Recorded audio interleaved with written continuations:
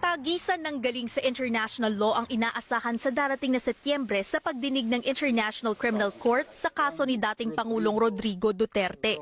Ang dating Pangulo ipagtatanggol ng kanyang defense team na pinangungunahan ng British-Israeli lawyer na si Nicholas Kaufman.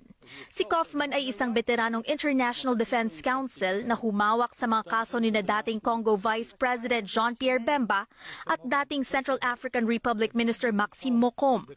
Tulad ni Duterte, naharap din sina Bemba at Mocom sa kasong crimes against humanity.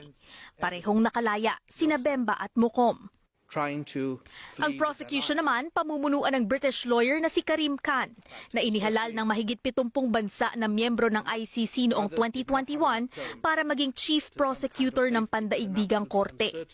Nagtrabaho bilang Assistant Secretary General ng United Nations si Khan kung saan pinamunuan niya ang isang investigative team na sinuri ang mga krimeng nagawa ng Islamic State of Iraq and the Levant o ISIL. Tulad ni Kaufman, sa Inglaterra rin nag-aral ng abogasya si Khan. Pareho silang nasa mahigit 3 dekada na ang karanasan bilang mga abogado ng international law.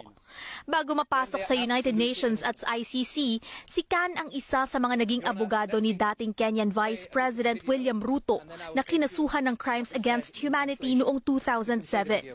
Hindi nahatulan ng guilty ang kliyente ni Khan dahil kinalaunan ay iniurong na rin ng ICC ang kaso.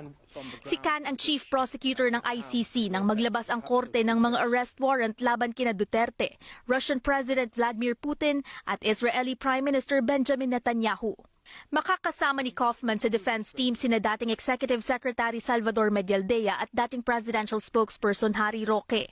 Si Vice President Sara Duterte naman nauna nang nagsabi na tutulong at makikipag-ugnayan siya sa mga abogado ng kanyang ama kahit na siya ay nasa Pilipinas na. Habang si Khan naman, tutulungan ni ICC Deputy Prosecutor Mame Mandiaye Nyang, isang tanyag na abogado at huwes mula sa Senegal.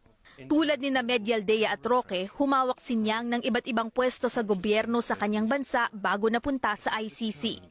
Nauna nang sinabi ng ICC na sa September 23 sisimula ng confirmation of charges ni Duterte upang siyasatin kung may sapat bang ebidensya o basehan para ituloy ang trial. Ayon sa international law expert at Dean ng University of St. La Salle Bacolod College of Law na si Ralph Sarmiento, kailangang mapatunayan ng prosecution panel na si Duterte ang may pakana ng isang systematic o kaya naman ay widespread na krimen laban sa mga sibilyan.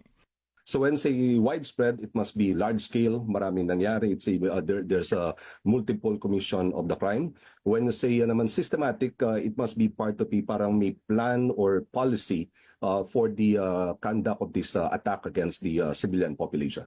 Dagdag ni Sarmiento, tatayo ang kaso laban kay Duterte kahit isa lamang sa dalawang elementong ito ang mapatunayan. The prosecution is not required to establish both. So as long as they can establish either that the attack was widespread or systematic, then it already satisfies the element. The attack itself must be directed against a civilian population.